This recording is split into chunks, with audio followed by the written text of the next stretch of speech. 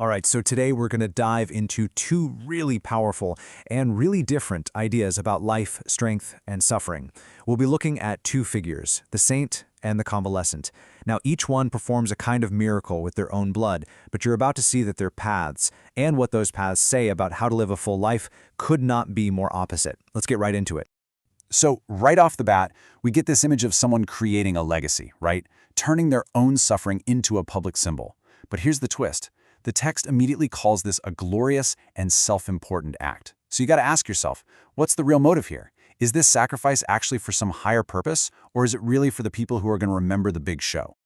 Okay, so first up, let's explore the path of the saint. And I'll tell you, his story isn't about some quiet, internal faith. Oh no, this is a public performance. It's a miracle that is absolutely designed to be seen. I mean, try to picture this scene. You've got a huge crowd. They're trembling, they're praying, all gathered to watch this thing happen. The saint's final moment isn't some private, personal thing. It's a carefully staged spectacle. He's literally pouring his life's essence into a jar, not to preserve it, but to put it on display.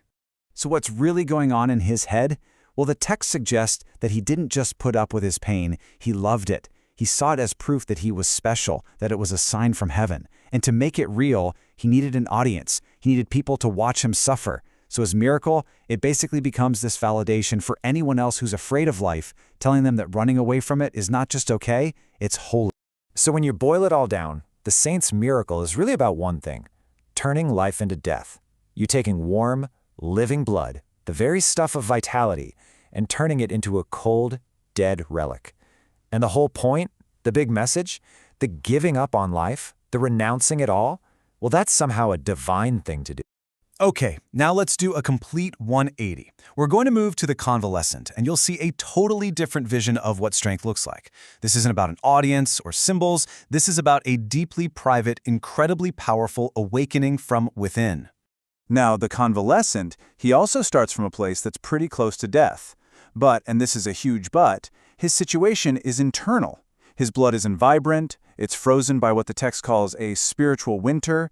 He's weak, not because he chose to be, but because he's been battling a real sickness, a genuine struggle just to survive.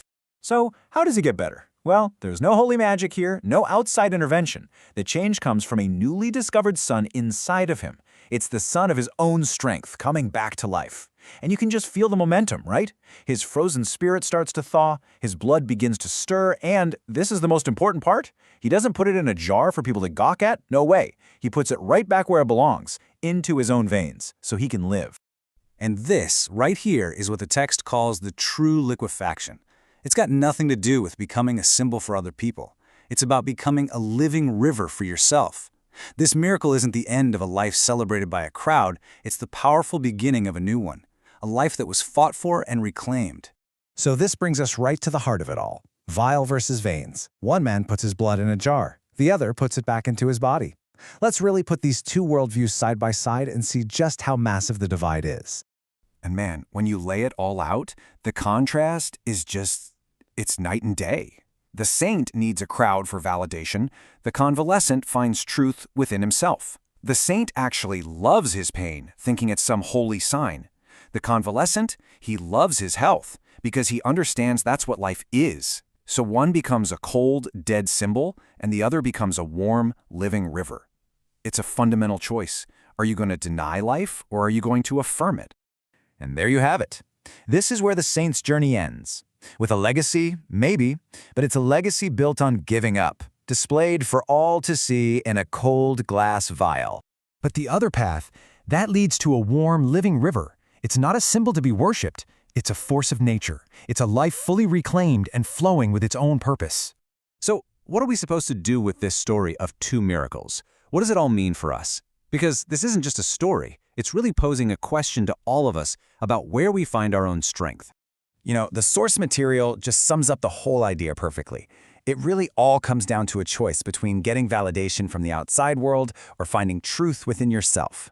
One path absolutely requires the applause of others. The other only requires the quiet, powerful discovery of your own will to live.